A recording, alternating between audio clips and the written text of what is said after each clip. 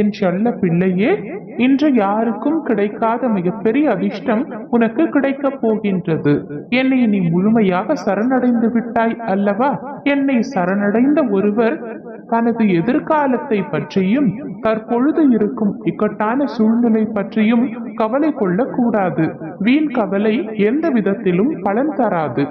மாறாக நீ என் மேல் நம்பிக்கை இல்லாமையே அது காட்டுகின்றது தங்கமே. நடப்பது எல்லாமே எனது விருப்பப்படிதான் நடந்து கொண்டிருக்கின்றது. நீ வேண்டியதை எல்லாம் நான் கொடுத்து விடுவேன் என்பது முற்றிலும் தவறான ஒன்று. உன்னுடைய கடந்த காலத்தையும் உன்னுடைய எதிர்காலத்தையும் நான் நன்கு அறிவேன் தங்கமே. ஆனால் என் குழந்தைகளுக்கு எது நன்மையோ அதை மட்டுமே நான் அளிப்பேன். கலங்காமல் இரு தங்கமே. சிலர் வாயிற் கதவை நான் திறந்தேன், உன் மனம் அதை ஏற்கவில்லை. என்னை நோக்கி நீ வேண்டுதல் செய்ய துவங்கிய நேரத்திலேயே உனக்கு பதில் தரும் வேலைகளை நான் துவங்கி விட்டேன் என்பதையும், அதனால்தான் நீ சோதனைகளை அனுபவிக்கின்றாய் என்பதையும் பல முறை நான் உனக்கு அறிவுறுத்தி விட்டேன். இப்பொழுதும் அதை நான் உனக்கு நினைவுபடுத்துகின்றேன். கலங்காமல் இரு குழந்தையே. உனக்கு வேண்டியது தாமதமானாலும் தப்பாமல் நிச்சயம் கிடைக்கும். நல்ல இடத்திலும் தகுந்த நேரத்திலும் உன்னை ஓடி வந்து நான் காப்பேன். என் பாதங்களில் வீழ்ந்து கிடக்கும் உன்னை ஒரு பொழுதும் நான் கைவிட மாட்டேன். இவ்வுலகில் உன்னை முழுவதுமாக அறிந்து வைத்திருப்பவள் நான் மட்டும்தான். என்னுடைய அருள் உனக்கு கிட்டினாலும் கிட்டாவிட்டாலும் சரி, என்னுடைய காலடியை விட்டு நீ விலக மாட்டாய் என்பது எனக்கு நன்றாக தெரியும் தங்கமே.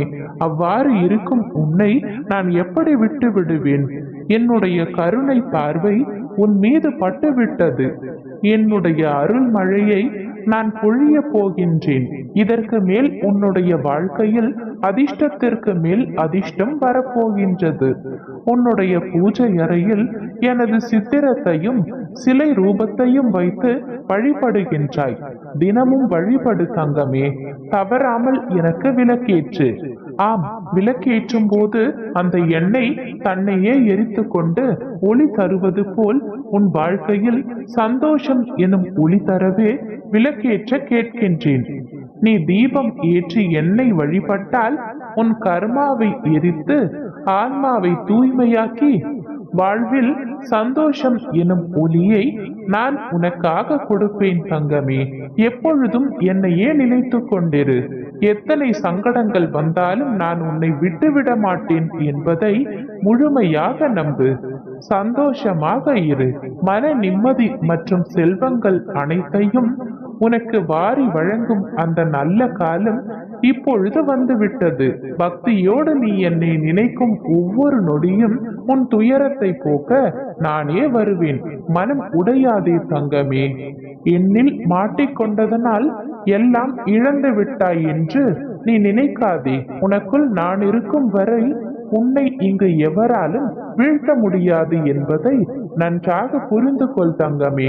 பல மலர்கள் இருந்தாலும் ரோஜாவின் இதழ் நல்ல மனமாகும். அது போலவே நான் இருக்கும் பொழுது நீ பயம் கொள்ளலாமா?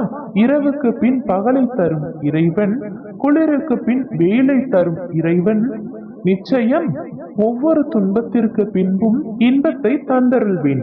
என்னை நம்பி பொறுமையோடு காத்திரு தங்கமே. உனக்கு நிச்சயமாக இன்பம் வந்து சேரும். நீ மகிழ்ச்சியாக வாழ்வாய். கவலை கொள்ளாதே.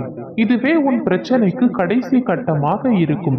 இனிமேல் நீ நினைத்தது யாவும் துல்லியமாக நடந்தேறப் போகின்றது.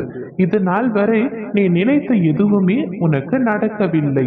நீ கேட்ட எதுவுமே உனக்கு கிடைக்கவில்லை. நீ ஆசைப்பட்ட ஒரு விஷயம் கூட உன்னிடத்தில் நிலைக்கவில்லை என்ற வருத்தத்தில் இருக்கின்றாய். இதுவே உனக்கான இறுதி கட்டம் தங்கமே.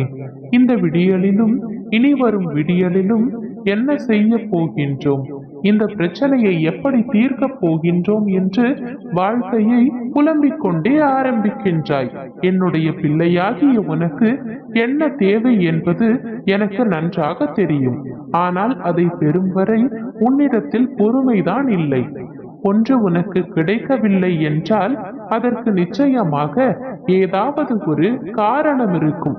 அதை தெரிவதற்கான மனப்பக்குவத்தையும் தைரியத்தையும் சோதனையையும் கொடுத்து உன்னுடைய பொறுமையையும் நம்பிக்கையையும் சோதித்த பிறகுதான் அதை உன்னுடைய கைகளில் நான் ஒப்படைப்பேன். அது ஒரு சிலருக்கு ஒரு நாளில், ஒரு வாரத்தில், ஒரு மாதத்தில், ஒரு வருடத்தில், எப்பொழுது வேண்டுமானாலும் நடக்கலாம். கஷ்டம் என்பது இங்கு யாருக்குமே நிரந்தரமல்ல. உன் கர்ம வினைகளை தவிர்க்க முடியாது.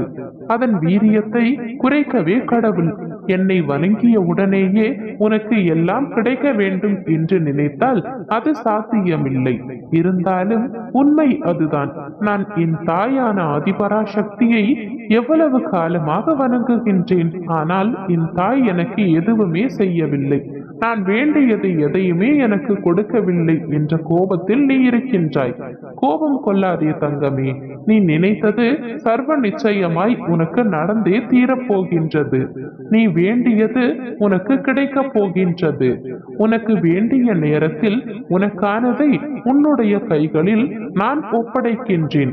உன் தாயான என் மீது பாரத்தை ஏற்றியாகிவிட்டது. அவளே இனி அனைத்து பிரச்சனைகளையும் பார்த்து கொள்வாள் என்று நீ தைரியமாக இரு. இனி எந்த பிரச்சனை வந்தாலும் நான் அதை பற்றி கவலைப்பட மாட்டேன்.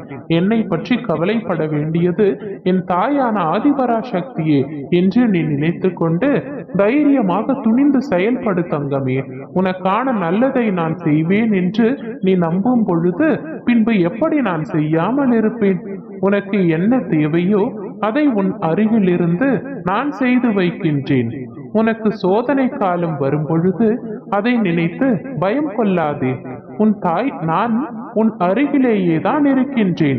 தாய் தன் பிள்ளைகளை கண்டித்து நடத்துவதை போலவே நானும் சில சமயங்களில் என் குழந்தைகளை கடிந்து கொள்வது போல் நடந்து கொள்கின்றேன்.